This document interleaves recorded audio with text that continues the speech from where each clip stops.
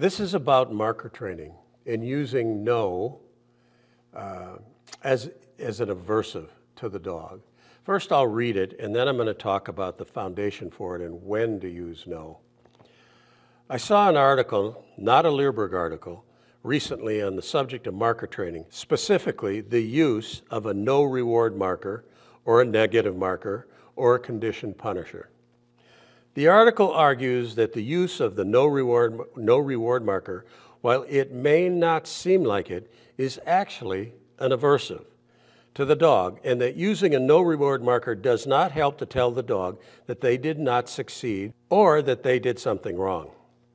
They said that the dogs learn faster if just encouraged through what they do correctly. This is the first I've ever heard of that idea.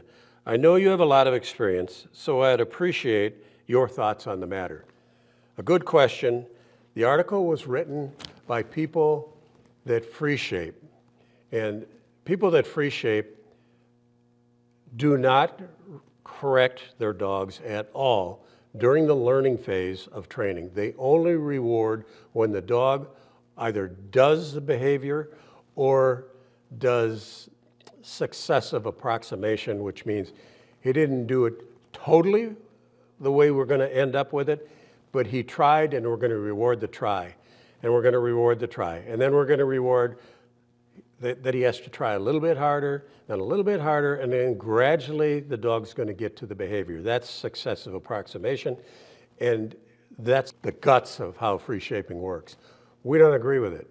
Free shaping does work, takes a long time, but as far as we're concerned, reward-based training is a method of communicating with your dog. It's a communication system, and we need to understand when to use various marks within our training.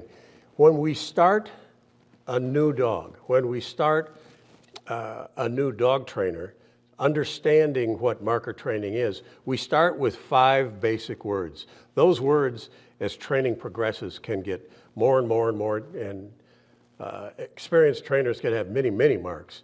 But the very beginning starts with 5 words. I'll tell you what they are and how they fit together here. The beginning word, well, first of all, the words are you ready? Yes, no, good, and all done. Those are the 5 words. Now, when you start, we have to tell our dogs that we're going to start a training session. And we do it by saying, are you ready? Are you ready? It doesn't take long for them to realize once we've charged the mark, once they understand that a mark results in a high-value food reward. It doesn't take them long to get excited when we say, are you ready? The second word is yes. Yes marks a specific thing a dog was doing at a point in time. And I like what Michael Ellis, our friend Michael Ellis, the way he originally explained it to us was, when you mark a behavior, it's like that dog takes a photograph in his mind of what he just did to earn that food reward.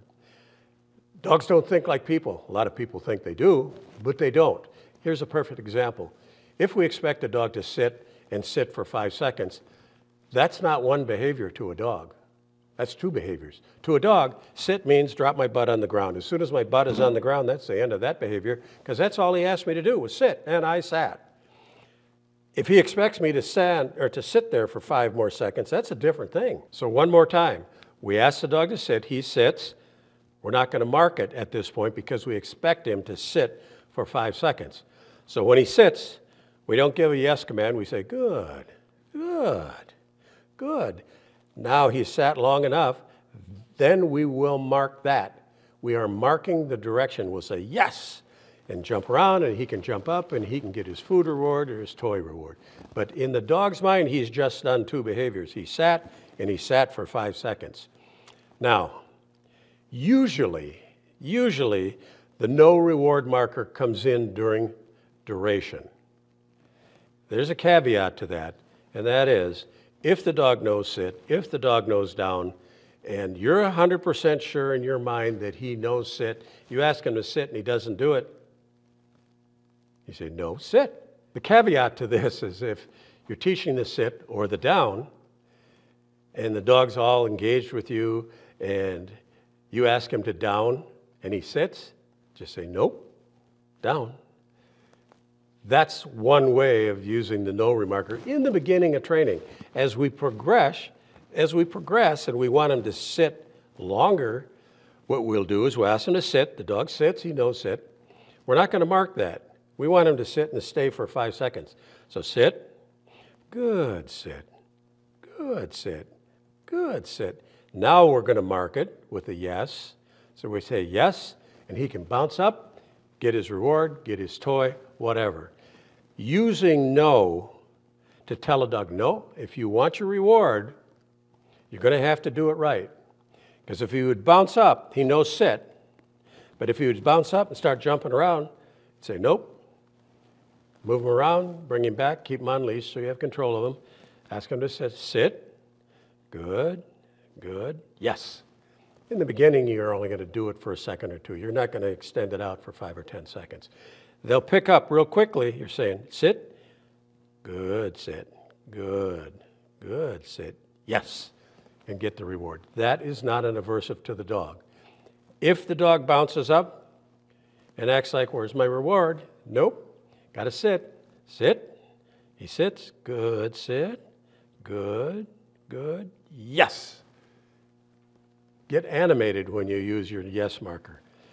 Be animated. Don't sound mad when you're using a no marker. You don't have to say no. No. Well, that's not going to build a relationship with your dog. In reward-based training, the whole goal is to build a relationship with a dog and make him want to do the things you ask him to do. He wants to come out and play with you. When you do this right, they look at our training as play. They jump around and they try and train you. They offer behaviors, okay? They'll offer different behaviors. And what happens with the free shaping people is once they get to that stage of training and their dog is jumping around, the dogs are going to get frustrated because there's no line of communication there to tell them, hey, settle down. You got to sit, or you got to down, or you got to do what I'm asking you to do.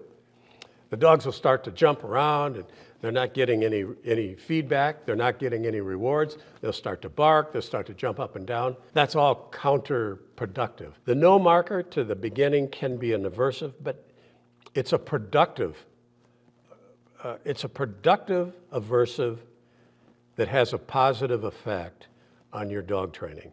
And for those people that are new to reward-based training, we have several online courses and streaming courses that'll help you understand. I did one on the power of training dogs with markers. We did an online course and a video with Michael Ellis, our friend in California, on the power of playing tug with your dog. We did another one titled The Power of Training Your Dog with Food. So we have very good information on our website to use to help you understand marker training and reward-based training. Some people call it marker training.